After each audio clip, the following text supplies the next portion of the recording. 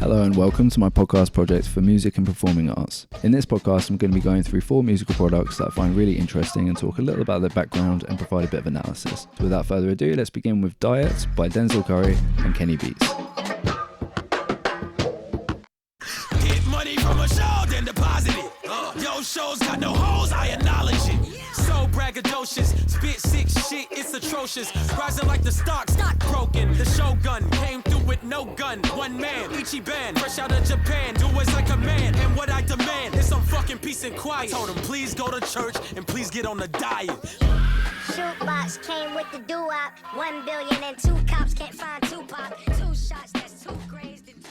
Here we have the official music video for Diet, the 5th track on the 2020 collaboration album Unlocked, created by rapper Denzel Curry and producer Kenny Beats. Unlocked is a visual album comprised of live action and animated skits from a variety of animators following Denzel's initial vision for the album. The video here is designed to be visually engaging in order to accompany the song's high energy rhythm and atmosphere.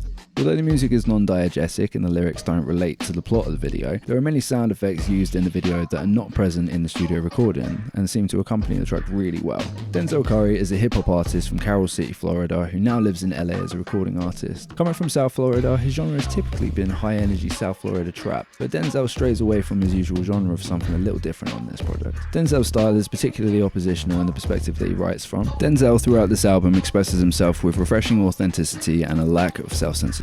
In Music, Culture and Society, published in 2000, Alan Moore discusses Alan Merrium's uses of music, in which he writes, "Emotional expression includes music as a means of emotional release and of evoking specific emotional states." Kenny Beats is an EDM/hip-hop producer and internet personality who's lived in LA since 2013. Since 2019, Kenny has become better known for his show The Cave, which can be found on YouTube for free.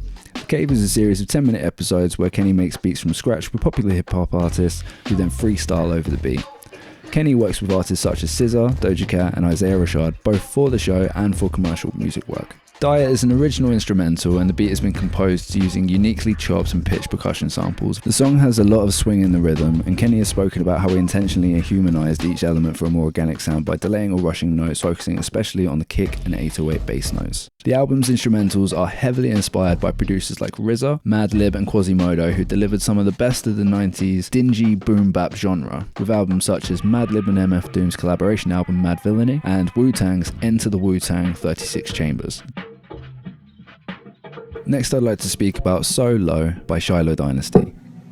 Father, forgive me for you know that I'm always sinning. I take no hunches, body in with liquor, fucking run the system. Excuse my language, that's a hang up on how shitty I've been feeling. I'm sorry, I feel no attraction, and now that it's been a minute. This performance is captured in Shiloh's bedroom on a phone camera pointed at the ceiling, which is typical for the style of her content in that she only appears partially in frame or not at all. This indicates that the focus of the video should be the song itself rather than the appearance or performance. And to quote Shiloh's notorious final message, "I'm not a look, I'm a feeling." This quote follows legendary producer Timbaland's post in 2015 about her, where he first said, "Music is not a face, it's a feeling," and she got it. Her performance is typically very informal and soulful, showing a range of emotion in her performance which conveys a really deep level of authenticity. Using only an acoustic guitar and her voice, she sings from the heart, writes from her own perspective, and it all shows, resulting in a very raw but meaningful product. Nicholas Cook wrote that rather than just reproducing something you've carefully memorized, you should give the impression of being in some sense possessed by it. And here, she's captured the essence of her spontaneous emotional performance perfectly. This song is an original called So Low, and could be described as R&B, soul, or blues, but the genre most associated with Shiloh Dynasty is lo-fi hip-hop and is why. As well as authenticity, the tone of her voice is quite soothing, very breathy, and doesn't particularly punch the words in her vocals, in that the lyrics, despite their quality, almost don't matter at all in what she's trying to convey. A feeling. If you aren't familiar with lo-fi hip-hop as a genre, it's mainly characterized by its emulation of cassette tape audio and low-quality drum samples. It's very easy listening, and there are countless YouTube channels entirely dedicated to subsections of the genre. They run 24/7. Producers began to use these clips more and more for their soothing yet melancholic sound, most notably being I'm Sorry by producer Swell in 2016. As the songs were never released in full, there was a huge audience appetite for full-length songs in whatever packaging they came in. Since then, her melodies have been sampled by mainstream artists such as XXXTentacion, Juice WRLD, and Young Thug. But despite the overwhelming success of her music, Shiloh has remained in the shadows for unknown reasons. The website Genius in their investigation quote her manager as saying, "Shiloh is an intensely private person. That's all I'm going to say on the matter." We can safely assume that Shiloh is not interested in the public eye. It's clear that the videos are shared to exclusively express the artist's emotions and that the following formed organically.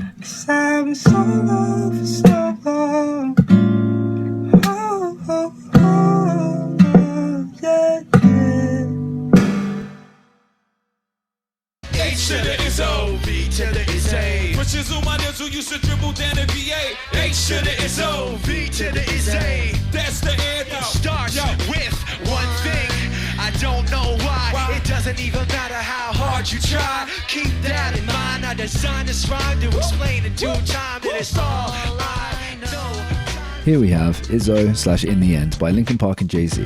This song is a mashup of Izzo by Jay-Z and In the End by Linkin Park. It was created by the band's producer and vocalist Mike Shinoda and features on the 2004 collaboration album Collision Course. This live video was shot at the Roxy Theatre in LA on the 18th of July for MTV Ultimate Mashups, but would later be repurposed as a DVD special for the album. In early 2004, MTV had an idea for a series where artists from different genres would be documenting recording a mashup and do a show together. When Jay-Z was approached for the first episode and who he'd want to collaborate with, he requested Linkin Park.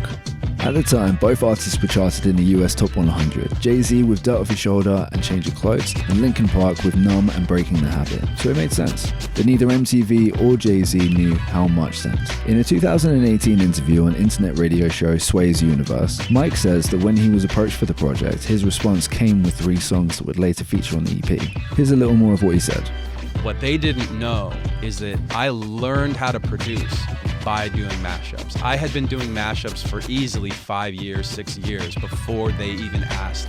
Although Mike had done a good job using filtered vocals from the original recordings, the artists got the chance to meet together in the studio to collaborate on vocal and beat arrangements and re-record some of the vocals before this performance was filmed. Jay-Z's genre is hip-hop sampled from funk, soul and R&B, with this song sampled from the Jackson 5's I Want You Back. Linkin Park exists within the nu metal genre, which is a fusion of rap and metal in itself. Fusion of the two creates a very high-energy product. In the paper on Changing Society in 2000 by Peter Martin, it reads, "There's been a break between the traditional idea of music and what we can do now on records. It's now possible to make records that have music that was never performed, or never could be performed, and in fact doesn't exist outside of that record." With this in mind, it's important to consider the bridge that Mike so easily created between conventional rap and nu metal using a computer, Pro Tools and a lucky opportunity.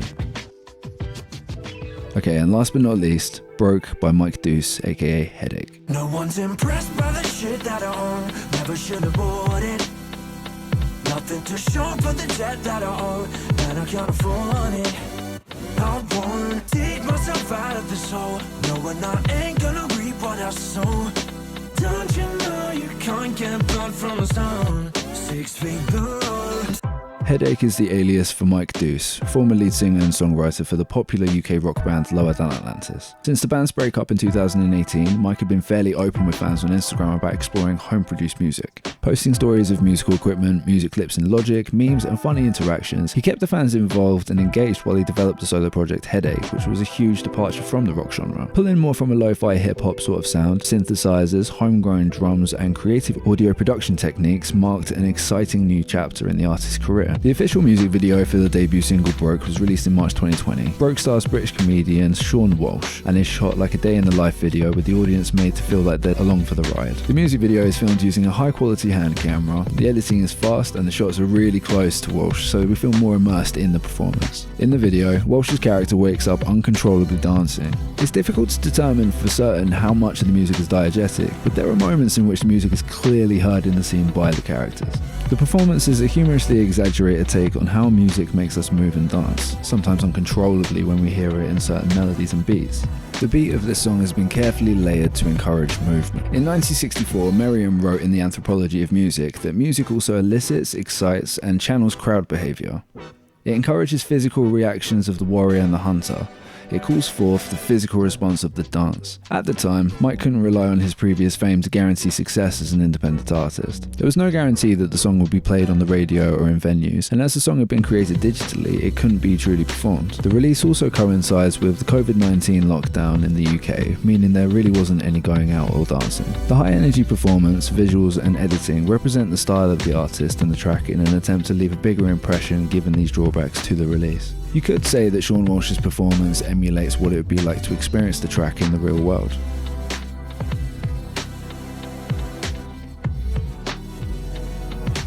And those are my 4 selections for the project. I hope you liked them, I hope you learned something, and yeah, thanks a lot for your time. Big shout out to Dad, happy birthday, and don't forget to subscribe wherever you get your podcasts, share with a friend. Thank you, bye bye.